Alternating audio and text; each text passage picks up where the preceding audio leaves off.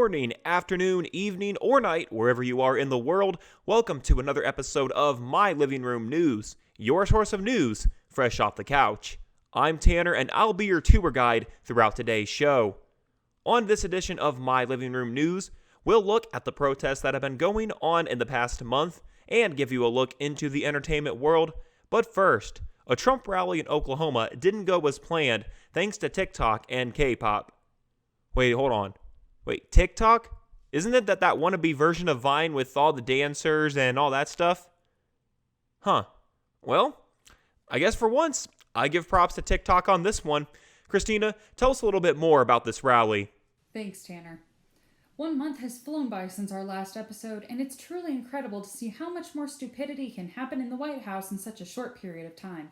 It's also crazy to think that quite a few people think this is normal and that we're doing just fine. No, we're Anyway, the city of Tulsa, Oklahoma was home to a Trump rally on June 20th, and it definitely did not go as planned.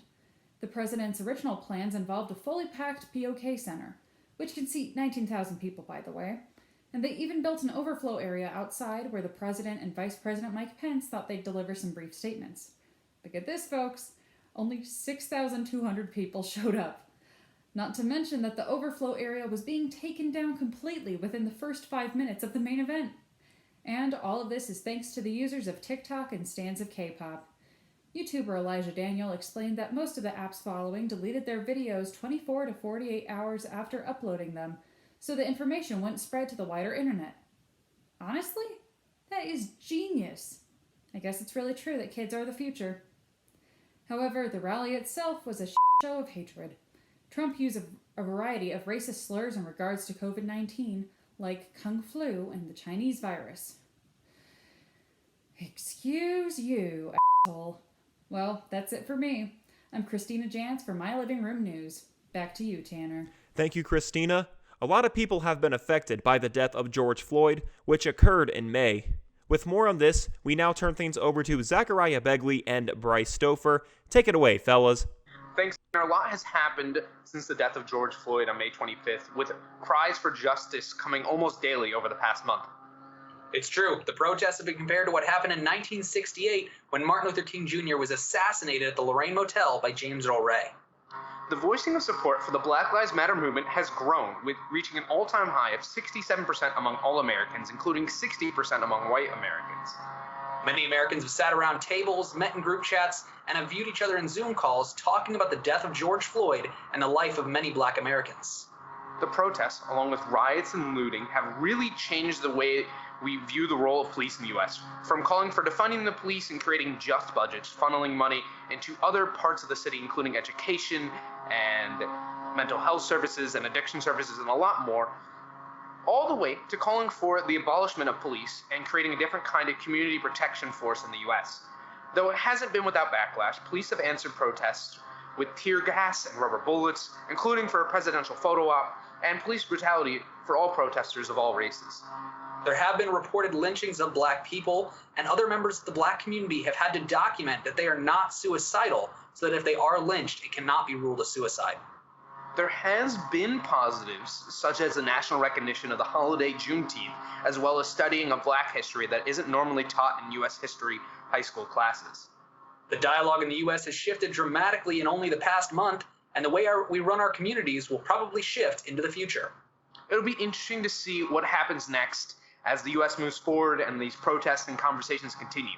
Back to you, Tanner. Thank you very much, Zach and Bryce. We now move to our entertainment section of the show, and if you want to find out what's going on in the entertainment world, these are the guys that you need to go to. We've got Eric and Jeremiah. So guys, what's been going on in the past month for the entertainment industry? Well, Tanner, the month of June 2020 has been pretty dry in the entertainment industry due to everything being on pause for forever. However, some substantial things and changes did happen this month.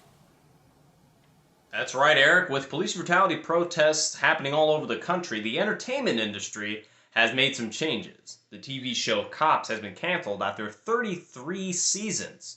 Just Mercy was also made available to rent on various streaming platforms in order to incentivize people to educate themselves on the injustices of the justice system.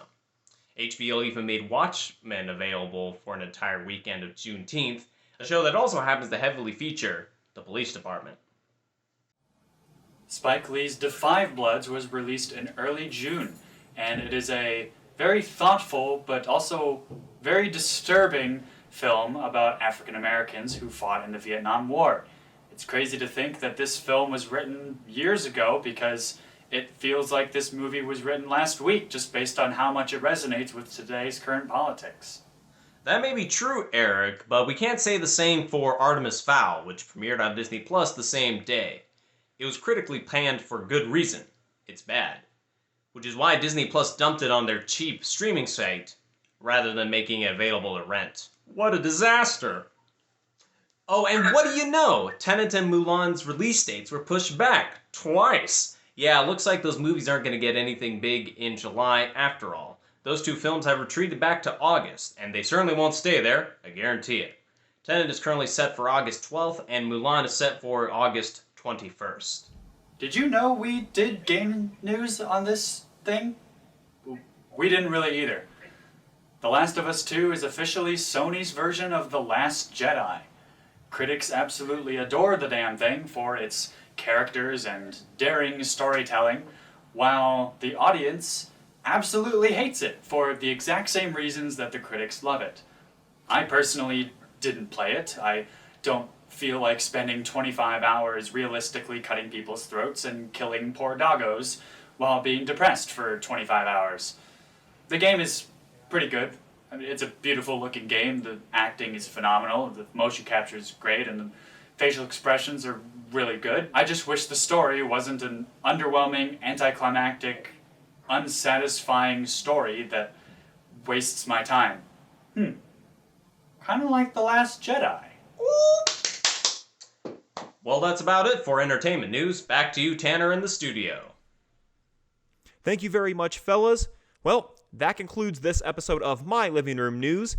Tune in next time as we give you fresh news from our couches. Make sure you like and subscribe, and do not forget to hit the notification bell so that you don't miss out on any new episodes. Once again, I'm Tanner, and you've been watching My Living Room News.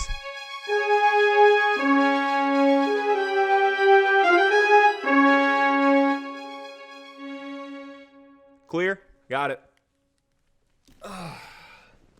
Hey, Mom, I finished that show. Can we do takeout at Dave & Buster's now? I'm hungry.